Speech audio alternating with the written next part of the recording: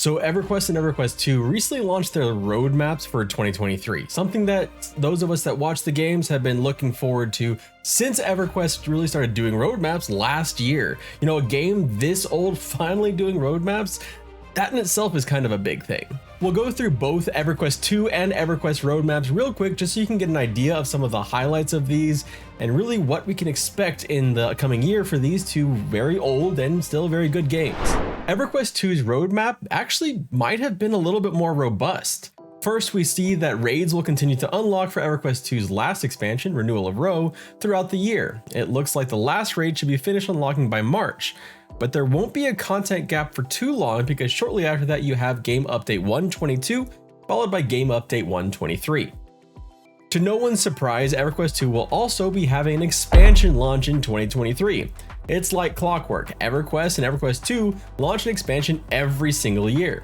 No clues yet on what the expansion will be, but we should get more news by September when the expansion prelude happens. Pre-orders and the beta will be opening in October, and in November we'll actually have the expansion launch. If this is anything like last year, probably towards the end of the month. And this will be the 20th expansion for Everquest 2, which when your sequel has 20 expansions, that's pretty damn impressive. One of the other things I kind of saw highlighted throughout the roadmap is Varsoon, the time-locked expansion server, or for players that are more familiar with Everquest, really this is a progression server for Everquest 2. Well, it's highlighted in multiple months, showing when certain things will be unlocking. They seem very eager to highlight this since its launch in May of 2022. And it's kind of working, I guess, because honestly, I'm kind of getting the itch to return to Everquest 2 and just give it a shot. And I started playing Everquest 2 when it launched in 2004, and I played it for several years and actually thoroughly enjoyed it. I never got really into the raid scene or anything like that. It was just, I just had a really fun time playing the game. And perhaps one of the biggest quality of life updates for Everquest 2 is penciled in for May, a mercenary AI update that should help with their ability to heal and resurrect. Now, I have not played Everquest 2 in a while, but it seems like this would be a very, very important thing to have your mercenaries, if you're using them, to actually be, you know, healing and resurrecting you. It also looks like the reaction time is going to be improved, especially for higher tier mercenaries. There's also several events getting updated throughout the year and a new item slot that will be tied to live events. There of course will be server merges all into Antonia Bale and something they're calling the Swag Store, which is TBA for the year. Beyond 2023, they mention a DirectX 11 API port. So that's really what we have to look forward to with Everquest 2. Nothing like groundbreaking or, you know, something that's going to just scream amazing headlines, but it's pretty solid. It looks like it's going to be a solid year for Everquest 2, where you have a bunch of new content for players to consume, you have some quality of life improvements, and I guess maybe like an Everquest 2 beanie. Now for Everquest, is it, if possible, I am both happy and disappointed, because when the biggest thing from your roadmap is perhaps a user interface update, that's good and bad at the same time. I guess we'll just have to wait and see. Honestly, a lot of what the Everquest roadmap showed was a lot more of the same. It wasn't quite as beefy outside of, let's say, the user interface update compared to Everquest 2, but it did have some things worth going into. So let's start with the big thing, the UI update. This to me is perhaps the most important thing for Everquest this year, and it was mentioned as a 2023 task back in 2022 on that roadmap. There was some silence on this update in the latter half of 2022, which actually made me a little bit worried that it was getting pushed, so I'm relieved to see that it's here prominently on the roadmap. We'll have to wait a little bit for the UI update, as the initial launch will be in April, and it looks like it'll be ongoing through the rest of the year as different windows get moved over to the new UI engine. At this point, I have no idea what it's going to look like, but as soon as it's on a test server, I'll jump in and take a look and hopefully try and give you an idea of what might be coming.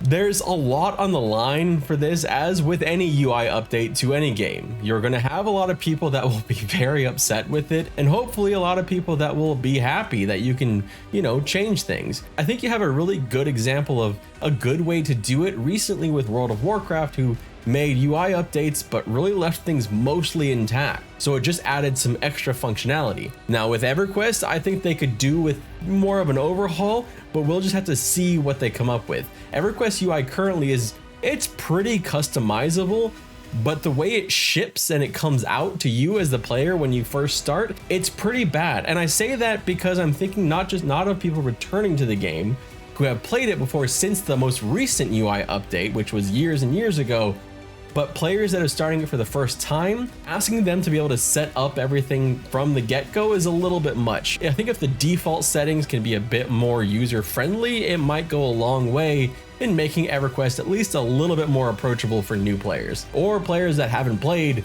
since, you had the little box around you and you could only, you had to sit and meditate with the book open. Those players, P99 players. I guess not that they'd leave P99 for EverQuest Live at this point, but maybe. Similar to EverQuest 2, EverQuest Live servers will be getting several raid unlocks throughout the first few months, finishing with Tier 3 raids in March. A new progression server will be going live in May, starting the annual feeding frenzy that is the Chrono and Nostalgia Farm. Now, I plan to hop into this set of progression servers with some people who've never played EverQuest before, so I'm glad to know that they'll at least have started the UI update by that launch. Let's go ahead and start the whole guessing and hoping process for the EverQuest progression servers though. Let me know down in the comment section below, what do you think the servers will be? What would you like them to be? What is on your wish list of, I would play an EverQuest progression server if it had this, this, and this? Let us all know. Now, it's a bit more scarce and a bit less strongly worded than it was for EverQuest 2, but like that game, there will be new updates to the holiday events that happen throughout the year.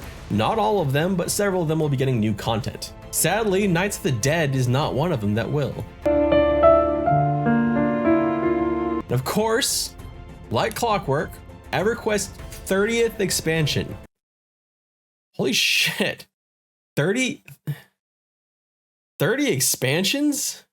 Wow, and EverQuest has been out for 24 years. EverQuest has been out for longer than half of my life. I mean, they cemented themselves in the pantheon of the greatest MMOs ever a long time ago, just for their longevity alone. Not even talking about what they did for the genre coming off of the heels of Ultima Online, but really just kind of amazing longevity, how they have managed to not just stay around for 24 years, but launch 30 expansions in that time frame. And it's just mind-boggling. Now, for this new expansion, we'll have to wait until December, but there will be beta and pre-orders that will open in October if you're looking for that early access.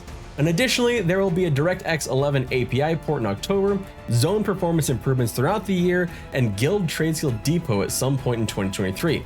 Oh yeah, and server merges.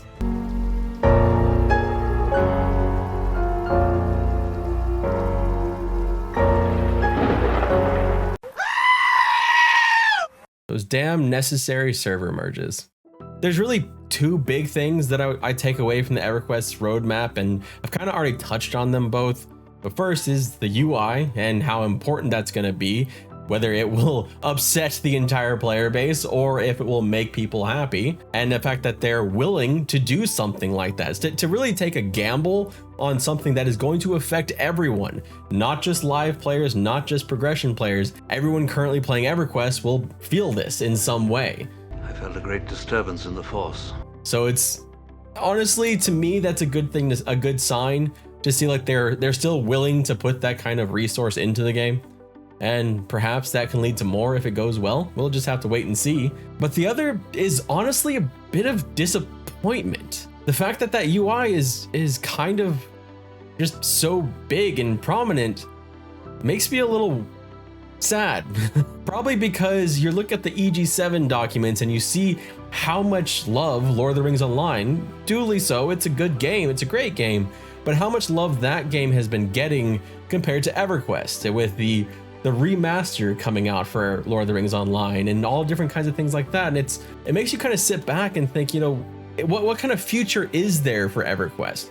What is on the horizon for this game? Is it just going to be more of the same, which we have been kind of getting for the better part of, well, a decade? Or is there something that may actually change in the future? Could we get some kind of big, huge updates to the game or potential other expansions of the IP?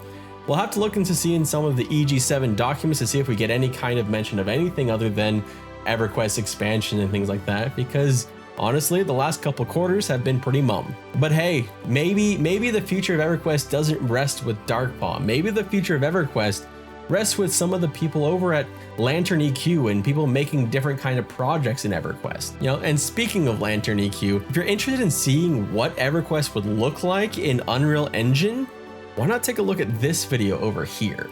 My name is Redbeard Flynn. Thank you so much for taking the time to watch this video. If you enjoyed it, please consider leaving a like down below. And hey, if you're still here, you must have liked something, right?